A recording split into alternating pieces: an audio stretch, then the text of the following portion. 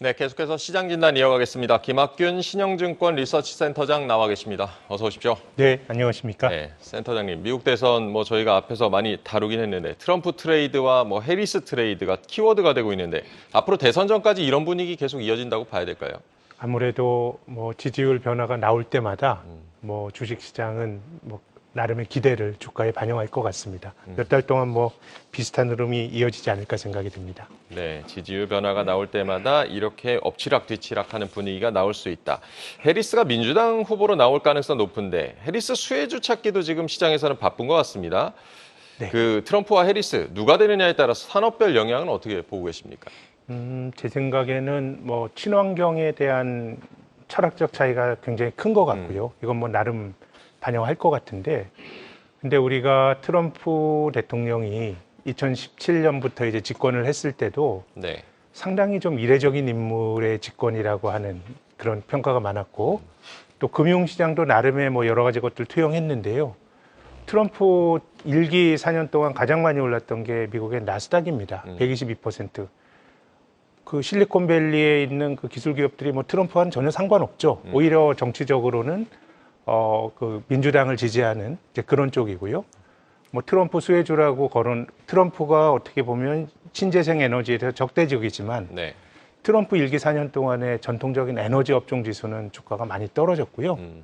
또 그 인프라 투자를 늘린다라고 하면서 인프라 투자 관련주도 4년 동안 주가가 안 좋았습니다.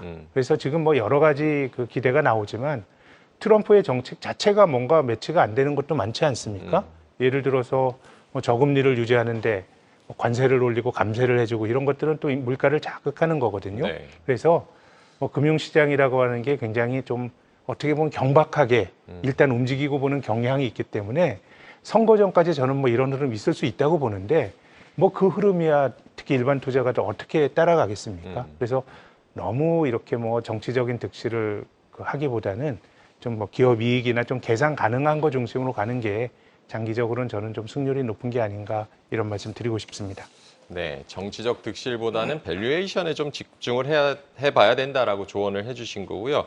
우리 시장 지난주에 좀 어려웠습니다. 외국인 2주 연속 순매도를 했는데 그 배경은 뭐라고 보셨습니까? 아무래도 미국이 그동안 이제 주가 상승을 이끌었던 그 빅테크 기업들을 중심으로 해서 좀 조정을 강하게 받아서요. 그래서 미국 시장이 심하게 흔들리게 되면 그것이 이제 다른 쪽으로 약간의 좀 나비 효과가 있는데 한국 시장에서의 외국인 매도도 그런 흐름이었던 것 같고, 다만 올 들어서는 외국인 투자가들이 굉장히 한국 주식을 열심히 사는 편인데요.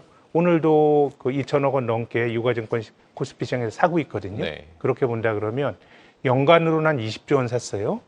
대만에서는 거의 한국의 7분의 1밖에 안 샀거든요. 네. 그렇게 보면 최근에 나타났던 지난 2주 동안에 나타났던 것은 이제 미국 증시의 균열에 따른 이제 매도였는데 이것이 한국 시장에서의 기조적인 이탈이나 이렇게 보기는 좀 힘든 거 아닌가. 어쨌든 다른 신흥국과 올 들어서 한국 시장에서의 외국인 매매가 좀 차별화되는 모습은 크게 보면 이어지고 있다고 봐야 되지 않을까 싶습니다.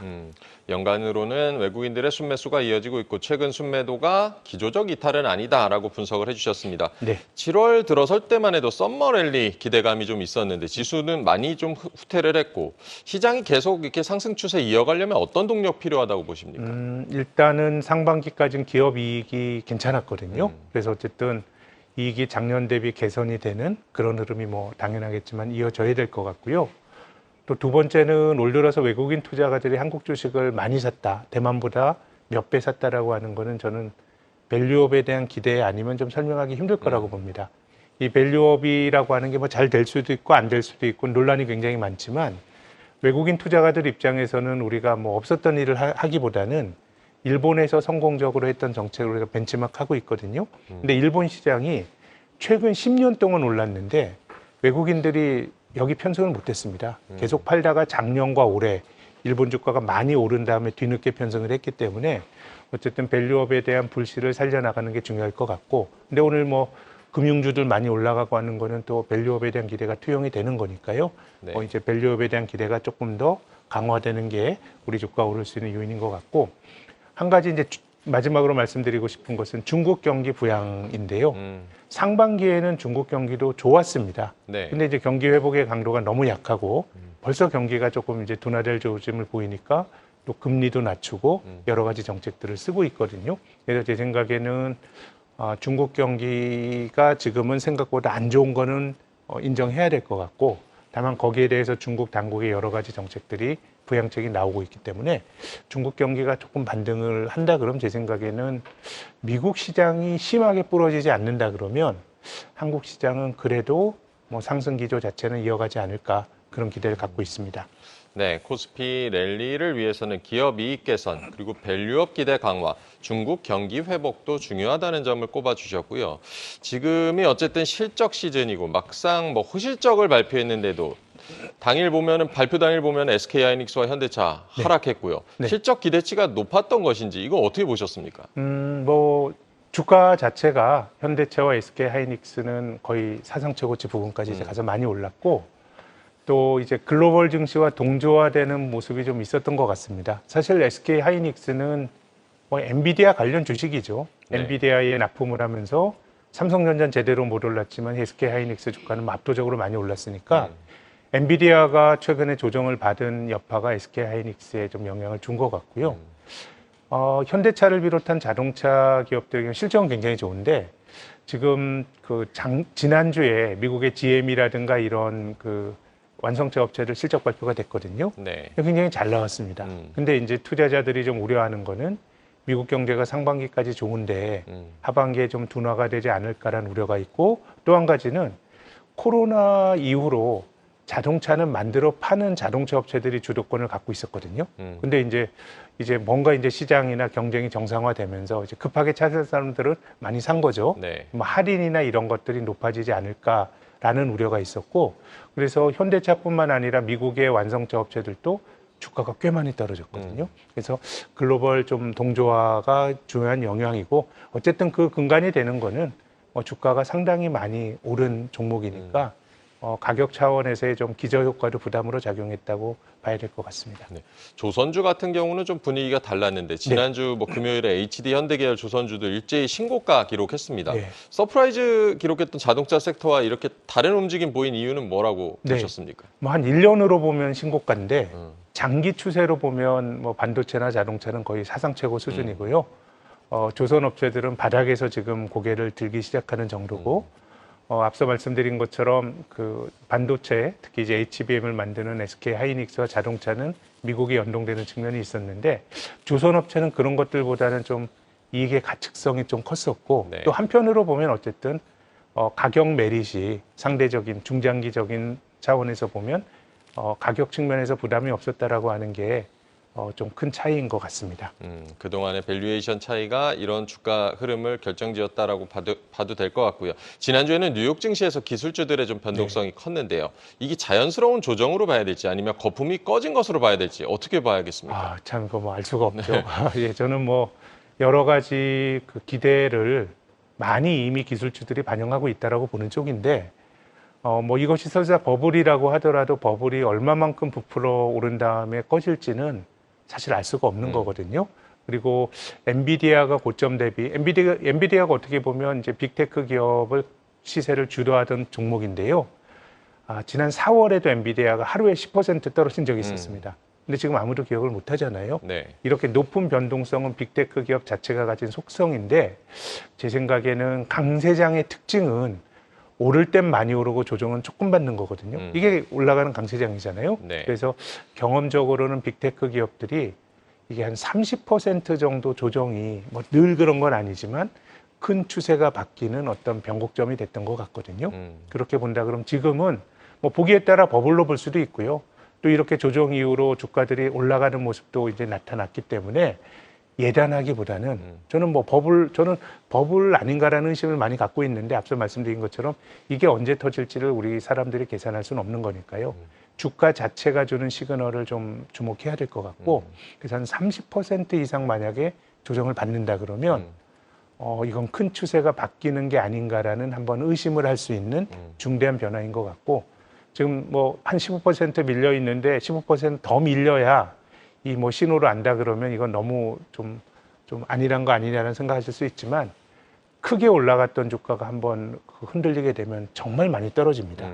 그렇기 때문에 제 생각엔 그 정도가 우리가 주식을 머리가 아니라 어깨에서 팔라라고 하는 정도의 어깨쯤인 것 같고요. 그래서 예단보다는 가격이 주는 움직임에 주목해야 된다라고 봅니다. 네, 빅테크 조정, 가격 움직임에 좀 주목을 해봐야 된다. 사실 미국 기술주에 비하면 우리 반도체주 상승폭 크지 않았던 상황인데 또 조정은 같이 받고 있고 네네. 우리 반도체 업종은 좀 어떻게 접근해야겠습니까? 조금 주가별로 차별화가 되는 것 같아요. 예를 들어서 SK 하이닉스는 엔비디아류 주식이고요. 네. 지금 삼성전자는 뭐 논란은 많지만 아직까지 제대로 매출 발생하지 않는 거니까요. 그래서 최근에 SK 하이닉스가 엔비디아 연동되면서 꽤 많이 떨어질 때 삼성전자 사실 덜 떨어지고 주가가 다소 차별화가 됐거든요. 네. 그래서 뭐 삼성전자는 HBM을 잘하면 좋지만 지금은 다른 레거시 램을 통해서 지금 이익이 돌아서고 있기 때문에 뭐 주가도 사상 최고가는 아닌 것 같거든요. 그렇게 본다 그러면 엔비디아가 잘 나간다 그러면 SK 하이닉스가 독주를 할 것 같고 엔비디아가 조정을 받더라도 삼성전자 주가는 조금 그래도 하방 경직성을 나타내지 않을까. 좀 이제 주가별로 그동안 움직였던 가격에 따라서 좀 차별화되지 않을까 이런 생각입니다. 네.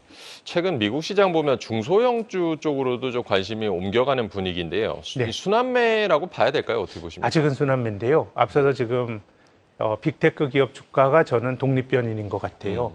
지금은 얼마 전까지 우리가 한미 증시 차별화 얘기했지만 실은 한미 증시 차별화가 아니고요. 다우 지수는 코스피보다 성과가 못했고요. 미국 그 중소형주를 대표하는 러셀 2000 지수는 얼마 전까지 마이너스였거든요. 네. 근데 이제 빅테크 기업들이 주도하면서 다른 많은 종목들이 소외가 됐는데 이제 주식시장이라고 하는 게 잘 나갔던 선도 섹터가 조정을 받았을 때 못 올라갔던 게 올라가면 참 좋은데 그렇지는 않은 것 같더라고요. 네. 앞서 갔던 게 철저하게 무너져야 주도주가 바뀌고요. 한국에서도 과거에 이제 가치주가 좋았던 게 2010년 초반에 한 5, 6년 있었는데 그 직전에도 차화정이라고 하는 당대의 성장주가 무너지면서 시장의 주도권이 바뀌었거든요. 네. 그래서 저는 중소형주나 아니면 또 넓게 보면 가치주는 엔비디아를 비롯한 미국의 빅테크 기업들이 어떻게 움직이느냐에 따라서 좀 달라질 것 같고 그렇기 때문에 사람들이 가졌던 기대가 지금은 어쨌든 대형 기술주들에 있었던 거거든요. 네. 그래서 그들의 주가가 어떻게 되느냐에 따라서 중소형주나 이런 것들은 좀 그 다음에 차후적으로 좀 결정되지 않을까 생각합니다. 네, 미국 경제 같은 경우는 경기 침체 우려도 좀 등장했었는데 2분기 GDP는 좀 서프라이즈로 나왔습니다. 미국 경제 연착륙으로 가고 있다고 보십니까? 연착륙이라고 하면 너무 뜨겁습니다. 미국 경제 잠재 성장률이 한 뭐 1.7%, 1.8% 추정되는데 2분기 성장률이 뭐 2.8% 나왔거든요. 네. 그래서 뭐 지금 미국은 경기는 생각보다 뜨거운데 이제 걱정은 이렇게 경기가 뜨거운데 물가가 과연 많이 잡힐 거냐라는 걱정이 좀 되고요. 그래서 9월에 연준이 금리를 내릴 가능성이 매우 높지만 9월에 내리고 한 번 정도 예컨대 더 내린 다음에는 상당히 좀 경직적으로 상황을 보면서 가지 않을까라는 생각이 들고요. 그래서 미국은 경기보다는 금리가 충분히 떨어지지 않을 리스크가 미국이 직면해 있는 좀 위험 요인이라고 저는 봅니다. 네. 미국 대선도 뭐 다가오고 있고 센터장님께서는 저는 미국 재정 적자 문제가 경제 부담이 될 수 있다. 네. 뭐 이렇게 지적하신 적이 있는데 재정 적자 문제는 현재 어떻게 보고 계십니까? 예, 미국이 기축통화국이긴 하지만 정부가 한없이 돈을 이제 쓸 수는 없고요. 그래서 과거에 미국 경제가 장기 팽창하다가 경제가 나빠질 때도 늘 재정 적자 문제가 이슈가 됐는데요. 그런 점에서 보면 이번 대선과 관련해서는 그 민주당의 경우, 해리스의 경우는 바이든이 증세한다 때문에 증세 못했거든요. 네. 그러니까 보편적 증세를 하느냐가 제 생각에는 그걸 하는 게 장기적으로 재정의 균형을 위해서는 좋을 것 같고 트럼프는 감세를 주장하는데요. 감세를 해주게 되면 재정이 즉각적으로 나빠지는 경향이 역사적으로 있었습니다. 감세를 해 세금 깎아주고 정부 지출을 줄이면 어느 정도 되는데 정부가 쓰던 돈을 줄일 수가 없거든요. 그래서 트럼프가 소득세까지는 감세할 것 같은데 과연 법인세도 지금 공언하는 대로 할 거냐인데 저는 트럼프가 과하게 감세하게 되면 미국 경제는 굉장히 좀 부정적인 영향을 줄 거라고 봅니다. 앞으로 잘 지켜봐야겠고요. 이번 주 이제 벌써 8월이 시작이 됩니다. 체크해야 될 이슈들 많은 것 같은데 투자 전략 어떻게 세워봐야 될지도 조언을 해주실까요? 네, 지금은 어쨌든 제일 중요한 건 미국 기술주 주가가 굉장히 중요한 분기점에 있거든요. 그래서 주가가 다시 반등을 한다 그러면 정과 동, 사람들의 선호가 비슷하게 움직일 것 같고 기술주 주가 무너진다 그러면 시장에 다른 대안을 만들어 나갈 수도 있기 때문에 저는 엔비디아를 비롯한 미국의 기술주 주가 자체의 움직임이 굉장히 중요하지 않을까 생각합니다. 네, 미국 기술주 주가 자체의 움직임이 굉장히 중요한 시장이다라고 짚어주셨습니다. 오늘 신영증권의 김학균 리서치 센터장과 얘기 나눠봤습니다. 고맙습니다. 감사합니다. 계속해서 다양한 경제 이슈를 알고 싶다면 구독과 좋아요, 알림 설정 부탁드립니다. AI 캐스터 권미정이었습니다.